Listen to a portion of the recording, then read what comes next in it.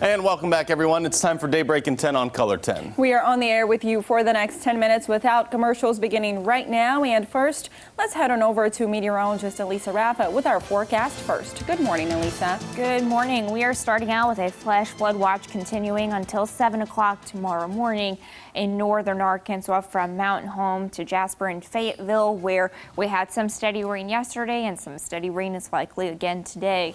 Otherwise, we're starting out with some clouds in Springfield. It is 68 degrees. You've got some of those showers that are heavier to the south, lighter showers in southern Missouri. You've got a flash flood warning in effect until 9 o'clock in that area in north central Arkansas, where you've gotten 1 to 2 inches of rain already, and you'll find some flooding conditions possible. It looks like that warning was just stretched into the north central Arkansas area for Izard and Sharp counties until 9:45. So again, some heavy rain in north central Arkansas this morning. It is 70 degrees in West Plains. You'll find some clouds outside of the window as you homeschool today. A couple of showers possible with that high up around 80 degrees. A couple of showers this afternoon. We're mostly cloudy tonight. And then we'll find a few showers tomorrow as that front finally comes through. So some rain possible Thursday. We dry out pretty nicely on Friday as high pressure takes over. You'll find those highs in the lower 80s. Labor Day weekend is looking pretty good. Mostly sunny skies through the stretch with those highs in the low to middle 80s. Joe, Jen. New for you this morning, a group of church congregations and other nonprofits are helping families keep eating. Nigel McDonald met with some of them in front of this effort to share their story this morning. Nigel, good morning. Yeah, Joe, well, good morning. Those efforts all begin here at Grand Oak Mission Center. Now, that's where different congregations will come by and pick up food pallets to help give away to those in need. Now, I met with some people with Glenstone Baptist Church who say that they are actually participating in their 5th food giveaway today. Now, the church served 80 families during its first event and has actually doubled its reach. The food is free, no questions asked. The giveaways are part of a partnership with the USDA and the Missouri Baptist Disaster Relief. 16 groups, including Glenstone, participate in the giveaways. Now, David Jackson serves as the leader of Grand Oak Mission, which operates as the pickup point for the nonprofits. Jackson says it feels good to see a need being met for hundreds of families in our area. We thought we were finished in August, and so these two came through, so who knows? We'll just continue to be an arm and a link in trying to help people, and if more comes in, fine. If it doesn't, then we'll move on and thank the Lord for that. Well, Glenstone Baptist Church's food giveaway will take place this morning at 11 a.m. in the church's parking lot. Anyone who is in need of some food is encouraged to stop by. They will be practicing social distancing and wearing masks for the efforts. Reporting live here in Springfield, Nigel McDonald, Ozarks First. Around the Ozarks, a local retailer is looking to hire dozens of people today and tomorrow.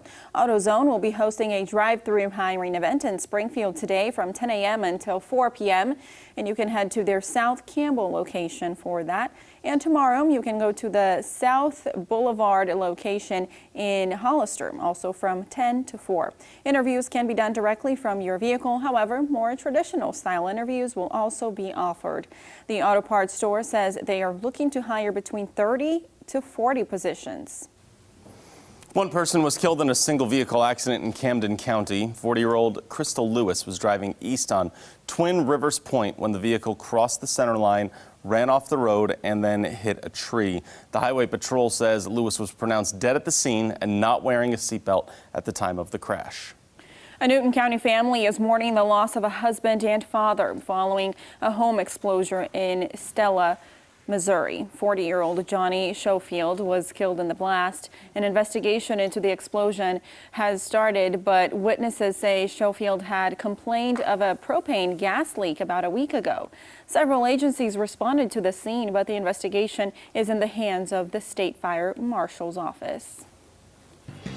And going around the region now, residents in another Missouri county are arguing over whether the county should require masks to be worn. The number of cases in St. Francois County has grown quickly in the last month from just over 300 to nearly 1,200. Those numbers prompted a proposed mask ordinance. The County Health Center Board of Trustees listened to health experts and some citizens about the need for everyone to wear them, while other citizens are against the mandate. It is my God-given, constitutionally protected right to choose to not wear a mask. Evidence has shown that communities with mandatory mask orders have significantly less spread of COVID-19 than those that do not have these orders in place. The board plans to make a decision on that in about 2 weeks. Northwest Arkansas will be a pit stop to shelter animals on their way to finding their forever homes. The NWA Humane Society in Rogers is turning its old building into a transportation hub. It will house animals from other parts of the country overnight, giving the drivers and animals a break from the road as they pass through the area. Mandatory spay and neuter at a lot of places has made their shelters empty. And what we're doing is moving the dogs to where the shelters are empty. Taking them from the shelters that are overflowing into the shelters that are empty. 30 dogs and 48 cats from Houston stayed last night. When they wake up this morning, they will be headed to multiple Minnesota rescues. And going around America, the Army has launched a new investigation into the decisions made by leaders at Fort Hood. This is related to the death of Vanessa Guillen, whose remains were found in June, months after her disappearance. Fort Hood officials said in a July statement there have been 23 deaths this year at the base. They include 7 off-duty accidents, 7 suicides, and 4 homicides. The Justice Department has released hundreds more documents from the Mueller investigation. This appears to be the last several hundred pages of witness interviews from the investigation into Russia election interference.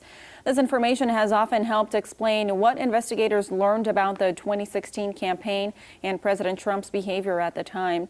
Agents and prosecutors typed up these memos after they questioned each witness. Many of them are heavily redacted.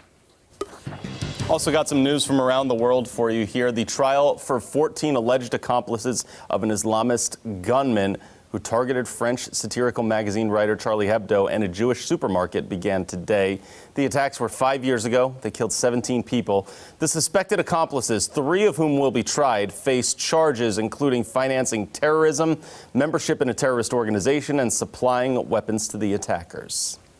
Schools are set to reopen in the Chinese city where the coronavirus was first detected. Some 1.4 million students are headed back to the classroom in Wuhan, many of whom have been away from school for more than 8 months.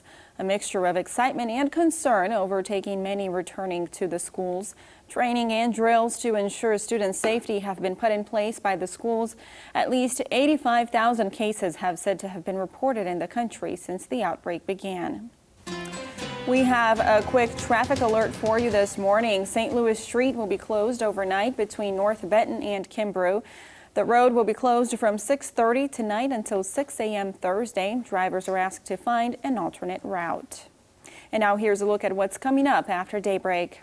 Coming up, we talk with Wisconsin's Attorney General about the investigation into the police shooting of Jacob Blake, plus how a national shortage of school nurses could impact your child in the middle of a pandemic. Coming up on CBS This Morning.